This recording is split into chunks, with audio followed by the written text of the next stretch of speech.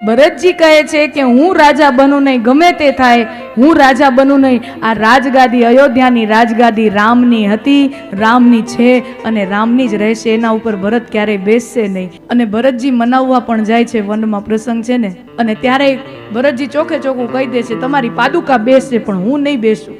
પાદુકા લઈને જાય છે, છેવટે તમારા પાદુકા બિરાજમાન થશે, હું નહીં બેસું. તો ત્યારેય ભગવાન રામ પાસે એક ચાન્સ હતો ને. અચ્છા, જો રાજગાદી ખાલી તો રખાય નહીં. નિયમ છે રાજકારણનો, રાજગાદી ક્યારેય ખાલી ન રખાય, કારણ કે પ્રજાને એનાથી સંકટ થાય, બીજા રાજ્યના લોકો એનો ફાયદો ઉઠાવી લે, આક્રમણ પણ. રાજગાદી ક્યારેય ખાલી ન રહે, એ નિયમ છે રાજકારણનો, રાજનીતિનો.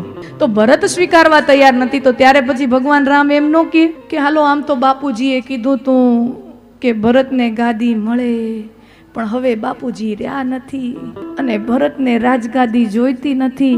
આમ તો મારે તો 14 વર્ષ વનમાં જ રહેવું હતું, પણ હવે કોકે તો બેસવું પડશે. હાલો હું જ વયો જાઉં, હાલો હું જ વયો જાઉં. આખી અયોધ્યાની પ્રજાએ આવી છે પાછળ પાછળ વનમાં. અને આ તો સારું છે, એ સમયે લોકશાહી ઢબે નિર્ણય ન લીધો, વોટ નાખો. ભગવાન રામે પોતાની મર્યાદામાં રહીને પોતે જ પિતાએ ન આપેલા વચનનું પાલન કર્યું છે.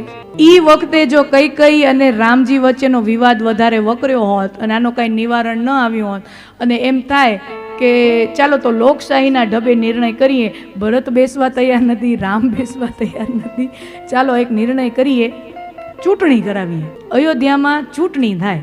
એક બાજુ કૈકેયી પોતાનું ફોર્મ ભરે મંથરાના સપોર્ટથી, એક બાજુ કૈકેયી મંથરાના સપોર્ટથી ફોર્મ ભરે, અને બીજી બાજુ ભગવાન રામ ભરતના સપોર્ટથી ફોર્મ ભરે અને પછી ચૂંટણી થાય કે ભાઈ રામના પક્ષમાં વધારે વોટ જાય કે કૈકેયીના.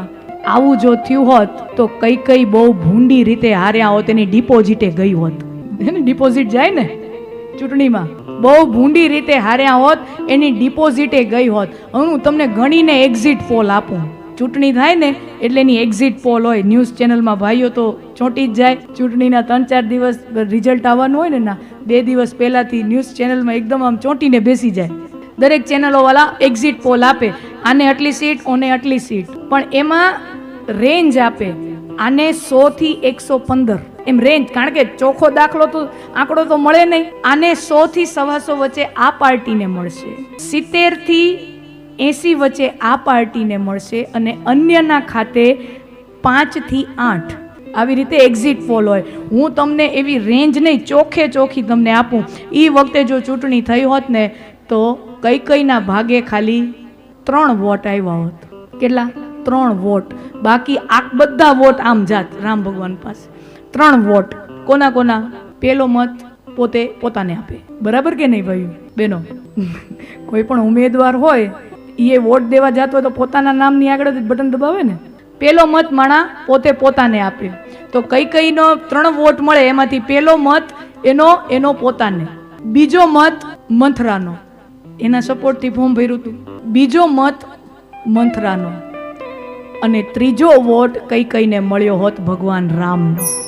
ત્રીજો વોટ કૈકેયીને મળ્યો હોત ભગવાન રામનો, કારણ કે ઈ ભગવાન રામ છે, એટલે જ ઈ મર્યાદા પુરુષોત્તમ રામ છે. રામે પોતને વોટ ન આપ્યો, કૈકેયીને વોટ આપ્યો હોત.